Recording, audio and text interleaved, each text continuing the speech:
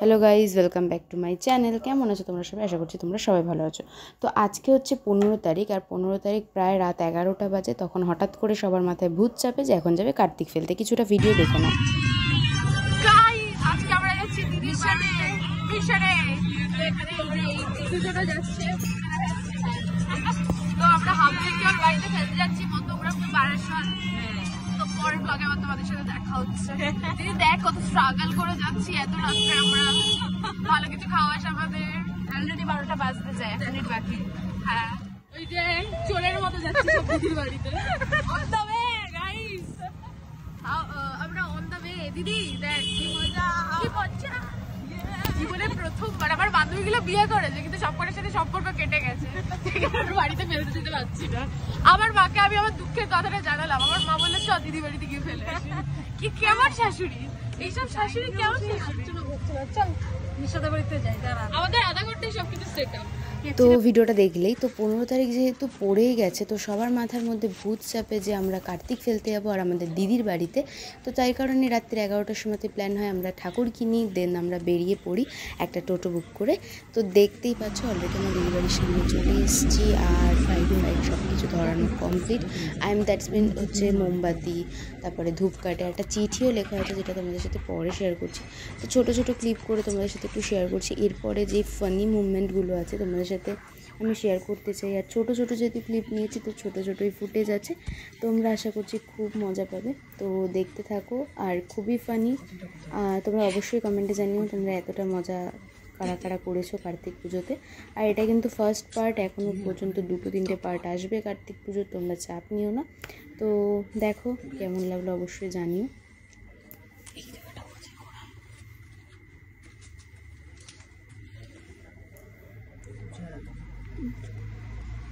তো এই মুহূর্তে চলছে হচ্ছে আমাদের ধূপকাঠি কোথায় রাখা যায় তার প্ল্যানিং।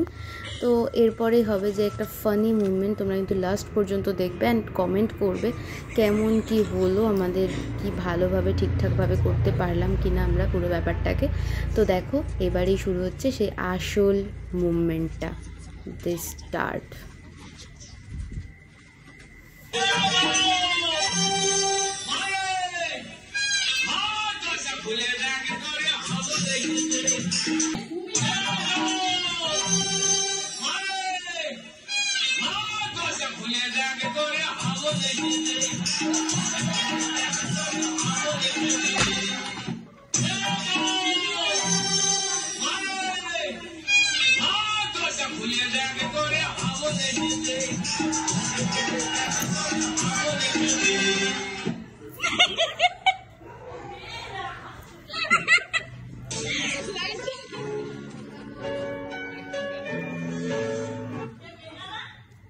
একদম দেখো আমরা কে,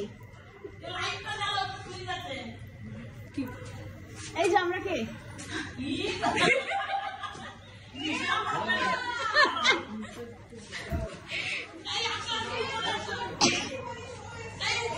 আরে নিচে নাম, আরে তুলে নাও না, দিকে করো।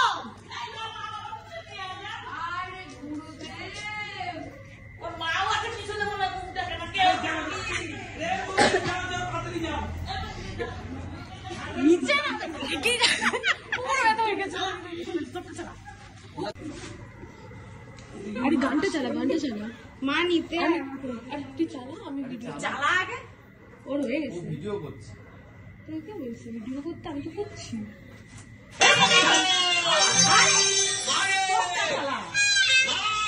খুলে দেখে তোরে হাসো দেখে আমা মা।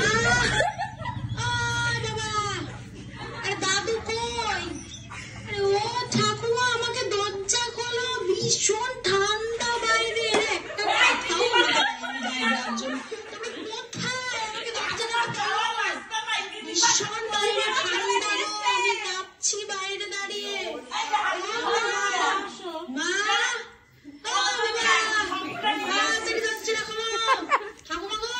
তাড়াতাড়ি আসো গো নিচে, আমার একটু নিয়ে যাও উপরে। চলো উপরে চলো। মা বাবা খাচ্ছিল, হাত তুলে আসছে। আমরা ভাবছি কি মোবাইলে যে হাবুল এসেছে তাই ভাবছি। দেয়নি গায়ে দেওয়ার জন্য। তোমরা দিদি মানুষ কি সেলাই করে দুটো কথা দিতে বলেনি? ভীষণ বাইরে ঠান্ডা গো, আমি কাঁপছি বাইরে। তাই না তুই নে তাড়াতাড়ি দরজাটা খোলো ঠাকুমা গো, তাড়াতাড়ি আসো গো নিচে, আমার একটু নিয়ে যাও করে। হ্যাঁ এখনই বলে তো বড় হয়ে যাই তো।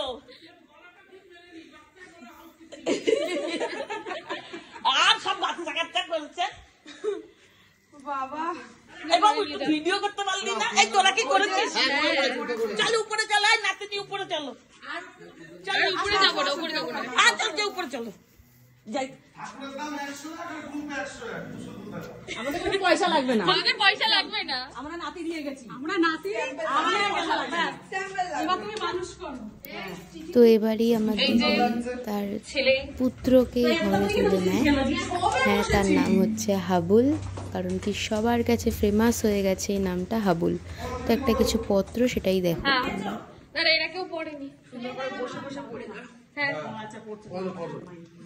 আগো দুয়ার খোলো, বাহির পানে চোখটি মেলো, আমি তোমার দামাল খোকা দাঁড়িয়ে আছি একা একা, অনেক আশা নিয়ে মাগো এলাম তোমার ঘরে, বাড়ির সবাই মিলে তোমরা নেওনা কোলে তুলে, অন্ধকার কি অন্ধকার মাগো, আমাকে রেখো না আমায় দূরে, কবে পুজো করে আসবো আমি ফিরে, অনেকদিন ইচ্ছে ছিল আসবো তোমার ঘরে, সুন্দর সন্তান হবে তোমার কার্তিক বরে, টোটো কাকু টোটো করে এলাম তোমার ঘরে, তোমাদের ইচ্ছে মতো খাইয়ে দিও মামা মাসিদের মন ভরে।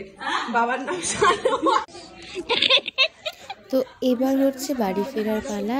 হ্যাঁ, এরকম ভাষা শুনে তোমরা একটু ভয় পেও না, কিন্তু মেন ব্যাপারটাই ছিল যখন বাড়িতে আসছিলাম মানে কি একটা যেন বলেছিল, আর আমার মনে এতটাই পুলাও জেগেছিল যে আমি নাচতে নাচতে মানে হাঁটতেই পারছিলাম না, এরকম বেঁকে চেড়ে মানে এতটাই মজা। তো আজকের মতন ব্লগটাকে এখানেই এন্ড করছি। তোমাদের কেমন লাগলো অবশ্যই জানিও। দেখো।